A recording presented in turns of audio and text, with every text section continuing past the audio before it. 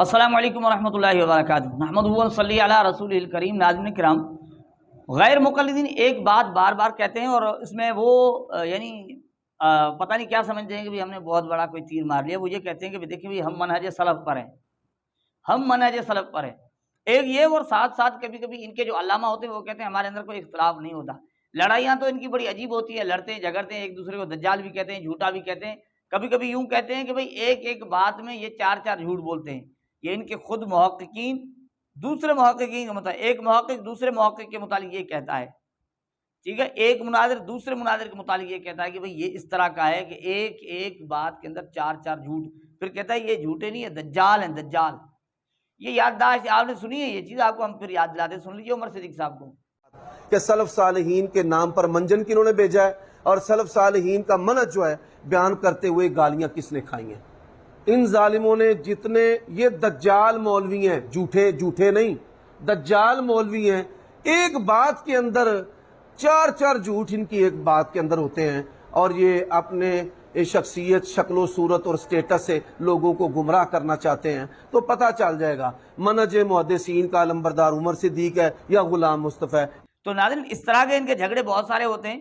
India کے اندر شیخ رحمانی صاحب یہ کہتے ہیں کہ ہم منہج سلف پر ہیں، منہج سلف کی بہت بڑی بات کہتے ہیں، لیکن پتہ نہیں چل رہا کہ ان میں بہت سارے ٹولے ہیں، گروہ ہیں، فرقے ہیں اور ان کی پارٹیاں ہیں، پتہ نہیں کیا کچھ ہیں۔ سارے کہتے ہیں ہم قرآن و حدیث والے ہیں، حق والے ہیں، اہل الحدیث ہیں۔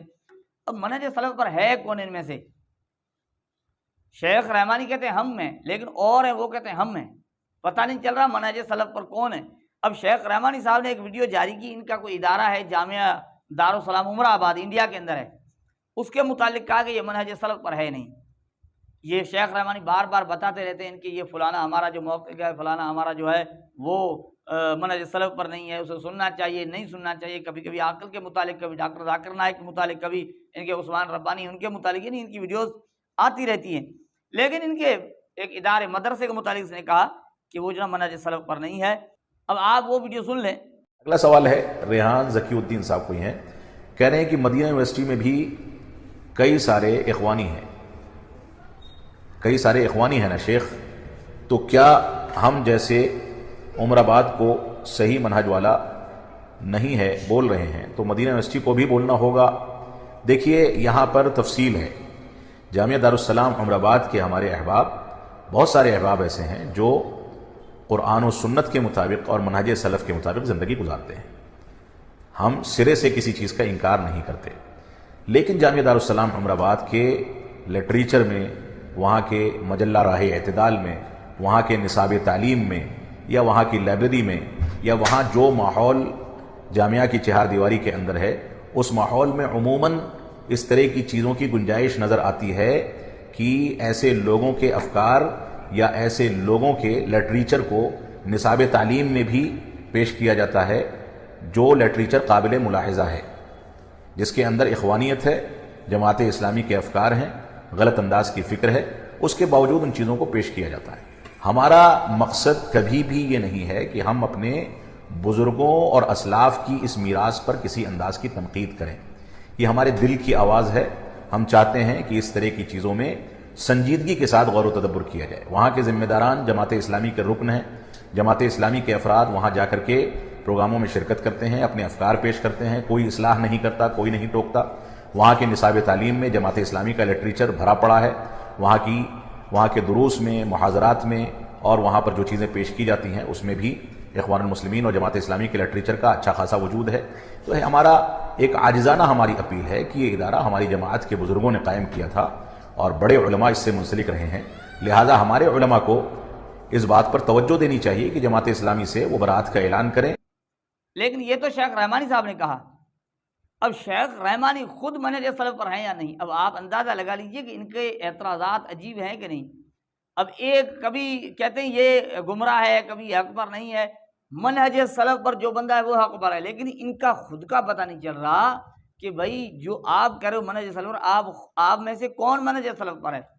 کیونکہ آپ اپنے ایک یعنی گروہ ٹولے کو کہتے ہو یہ سلف پر نہیں، وہ کہتا ہے تو منہج سلف پر نہیں ہے، سمجھ میں آ گئی؟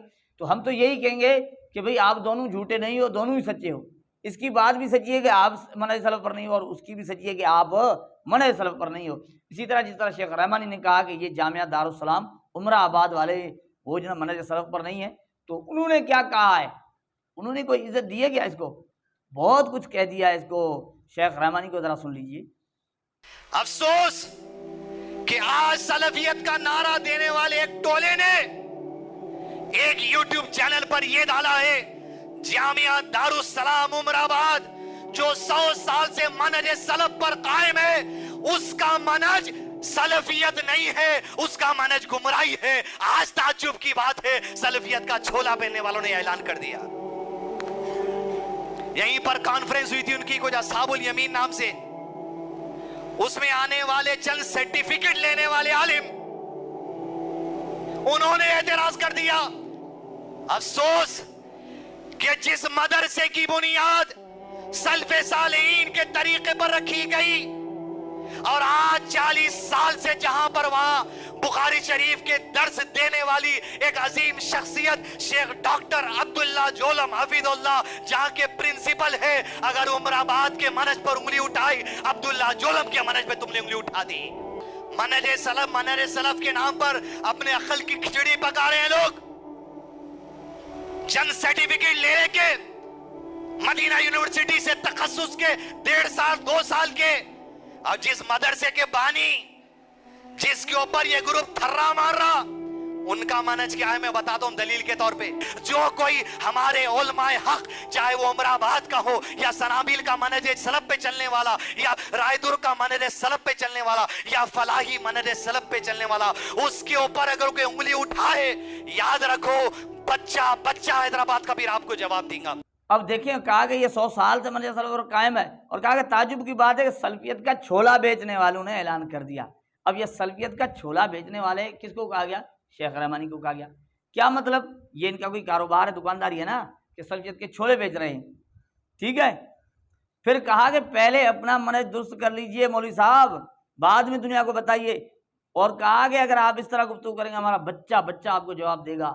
اب وہ بھی کہتا ہے کہ میں اہل حدیث ہوں، یہ بھی کہتا ہے میں اہل حدیث ہوں، اب وہ بھی کہتا ہے میں منہج سلف پر ہوں، یہ بھی کہتا ہے میں منہج سلف پر ہوں، وہ کہتا ہے حق پر ہوں ہی میں، اور یہ کہتا ہے حق پر ہوں ہی میں۔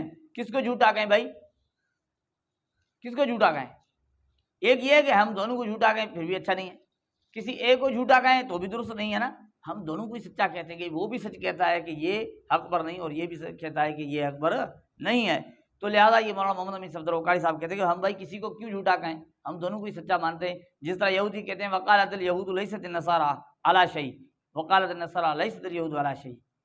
تو ناظرین کرام یہ حالت ہے غیر مقلدین کی کہ وہ جب آپس میں لڑتے ہیں تو ان کی حقیقت جو ہے نا وہ کھل کر سامنے آ جاتی ہے، اور ہم کوشش کرتے ہیں کہ وہ جو حقیقت کھل کر سامنے آتی ہے وہ عوام الناس کے سامنے، آپ کے سامنے، غیر مقلدین کے سامنے ممکن ہے۔